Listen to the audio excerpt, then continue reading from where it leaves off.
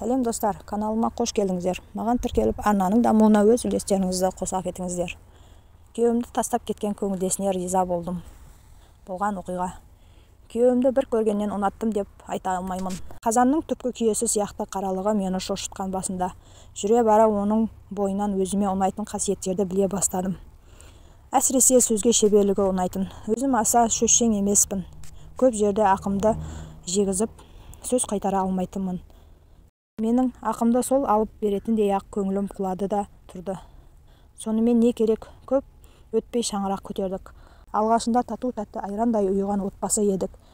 Еншімізді алып бөлек шыққаннан кейін мен күйеуімнің пышақта қайрай алмайтынын, тым енжар, тым жалқау екенін бірақ білдім. Еркек басымен мені асырай алмайтынын да кеш ұғындым. Амал жоқ, білекті сыбанып, өзім жұмыс істедім.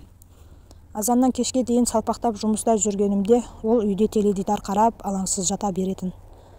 Ақша тапсаңшы десең, нені жеткізе алмай жатырсың, өзіңді қайта кінәлайтын. Бармағымды шайнағаннан басқа амалым жоқ. Тұңғышымды босанған соң амал жоқ, оның жұмысқа шығуына тура келді. Жанын күтіп бар тәтті дәмдіні жеп үйреніп қалған басы алғашында қатты қиналып жүрді. Басы салбырап, тіптен жүнжіп кетті. Балам жасынан асса да бақшаға беруге асықпадым. Әбден менің мойныма мініп алған байғұс біраз өзі тырбаңдап қысылсын дегенім еді. Кішігірім өндіріс орнында жұмыс істейтін ол бірте-бірте үйге кешігіп келетінді, кейде ішіп келетінді шығарды. Достары кездесіп қалыпты, әріптестерінің нюхасы боп қалады, әйтеуір бітіп болмайтын сылтау. Бара-бара мен оның үстінен арзан тұратын әтірдің иісін байқай бастадым. Бұл не десем, жұмыста ылғи әйелдер істейді. Қасымда отырады, ары отыр деп айтайын, бай енді деп ашуланатын. Ол мұнымен жанаспаса, иіс сіңіп қалмайтын шығар, телефонмен ұрланып сөйлесетінді шығарды. Үйге келе сала телефонын өшіріп, тығып тастайды. Әрине, ұрының арты қуыс екені белгілі.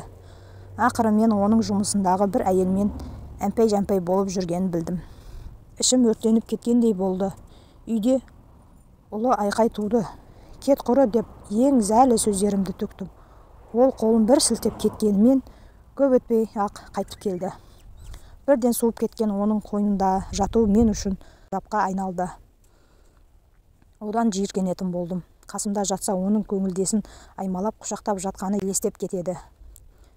Жыным қозып аласұрамын. Бұдан кейінгі өмірім шым-шытырық болып кетті. Әлгі әйел әбден әкірленіп алған біреу білем.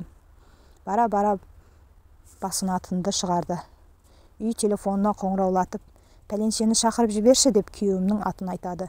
Кімсің десем, әйелімін дейді. Одан бетер жынданамын. Талай мәрте айқайластық. Айтпаған сөзім қалмады. Естуімше бірнеше күйеуге тиіп шыққан. Сарқынды құсайды. Оны күйеуіме айтсам, естімегендей болады. Екеуміз үнемі ұрсысамыз. Үйде байреке жоқ. Ақыр соңында ажырасайық дедім. Сүйсем жоқ, мен сенімен тұрамын. Кетпеймін деп күйдіреді ғой. Отбасымды сақтап қалайын, құрысын, бәрін ұмытайын деп бар күшімді салдым. Ұрса бермейікші деп оған тіптен сөйлемейтін болдым. Бірақ ішімде жайлаған күйік басылмай ақ қойды. Күйеуім ішіп алса, ішінде бір сырын сақтамай ақтаратын әдетті шығарды. Бір жолы қатты мас болып келгенінде ішіндегі қоясын ақтарды. Бармаймын десем де қалай барып қойғанымды білмеймін. Аяғым тартады да тұрады. Не істеймін енді?